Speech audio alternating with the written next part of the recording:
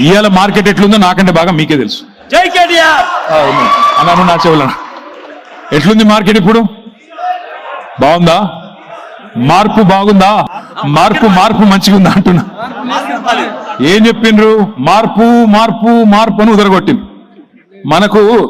మాకు పొద్దున్నే ఇవాళ మా మాజీ మంత్రి జగదీష్ రెడ్డి గారు కలిసిండు. నాకు ఆయన ఒక మంచి మాట చెప్పిండు. అమ్మ విలువ అన్నం విలువ అవి లేకపోతేనే తెలుస్తుంది. అమ్మ విలువ అన్నం విలువ లేకపోతేనే తెలుస్తుంది, ఎదురుగుంటే అర్థం కాదు. ఎందుకంటే కడుపు నిండా తిండి పెట్టడానికి ఎప్పుడు వెళ్ళి తప్పుడు అమ్మ అన్నం పెట్టానగా పెడుతుంది, విలువ తెలియదు. అన్నం ఏడికెళ్ళి వస్తుందో తెలియదు, ఎట్లా వండుతుందో తెలియదు, ఎంత హాట్ ఉంటుందో తెలియదు. పెట్టుమనగా పెడుతుంది కాబట్టి మనం మంచిగా తినాలి, అవతల పడాలి, దుల్పాలి, అవతల పడాలి. మనకు అది ఒకటే తెలుసు. ఎందుకు చెప్తున్నా అంటే 10 ఏళ్ళు కేసీఆర్ ప్రభుత్వంలోకి వచ్చినాడు, తెలంగాణ రాష్ట్రం ఏర్పడినాడు. ఎన్ని అనుమానాలు మన మీద. మీకు సీన్ ఉందా, మీతో అవుతుందా, పెట్టుబడులు కొత్త వచ్చుడు కాదు, ఉన్నడే బారిపోతారట కదా, తట్టా బుట్టా చదువుకొని అందరూ అక్కడ చంద్రబాబు నాయుడు గారు ముఖ్యమంత్రి అయిన అందరూ అటే పోతారట కదా, లేదా పక్కకి యువతలు కూడా పోతారట కదా. ఇన్ని మాటలు మాట్లాడి హైదరాబాద్ను మీరు నాశనం చేస్తారట కదా. మాట్లాడినా లేదా? మాట్లాడలేదా? ఇష్టం వచ్చినట్టు మాట్లాడింది. మరి నేను అంటున్నా, ఈరోజు కరెంటు లేకుండే మనం వచ్చినాడు, తెలంగాణ ప్రభుత్వం వచ్చినాడు, కరెంటు లేకుండే వారానికి 2 రోజులు పవర్ హాలిడేస్ పారిశ్రామికవేత్తలకు 2 రోజులు. మరి ఆ పరిశ్రమ బంద్ అయితే దానిలో పనిచేసే కార్మికుని కథ ఏంది? ఆయన కూడా 2 రోజులు ఏడవాలి. ఇళ్లలో మధ్యాహ్నం పంకా వేసుకొని వండుకుందామంటే ఎండాకాలం కరెంట్ ఉండకపోతుండే. ఇక రైతు కోసం అయితే చెప్పనే అవసరం లేదు.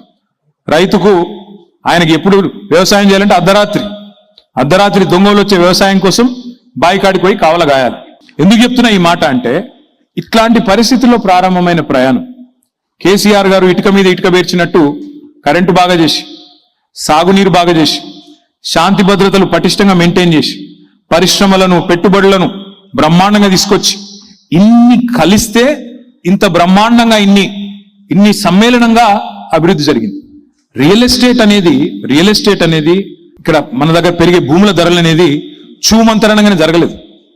అల్లావుద్దీన్ అద్భుత ద్వీపమేమి అంతకుముందు కిరణ్ కుమార్ రెడ్డి కేసీఆర్కి ఇచ్చిపోలేదు.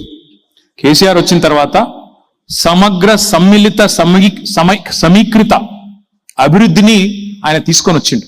ఇటు పట్టణాలను, అటు పల్లెలను, ఇటు పచ్చదనాన్ని, అటు పరిశ్రమలను, అదేవిధంగా ఇటు ఐటీని, అటు వ్యవసాయాన్ని, దేన్ని కూడా నెగ్లెక్ట్ చేయకుండా అన్నిటిని పట్టించుకున్నాడు. కాబట్టే ఆదిలాబాద్ నుంచి అలంపూర్ దాకా, కోదాడ నుంచి నారాయణ ఖేడ్ దాకా ఇవాళ ఎక్కడ ఎకరం భూమి 15-20 లక్షలకు తక్కువ లేదు అంటే అన్ని పట్టించుకున్నాడు కాబట్టి కేసీఆర్ అయింది. ఉత్తగానే కాలే, ఇదేం మ్యాజిక్ కాదు.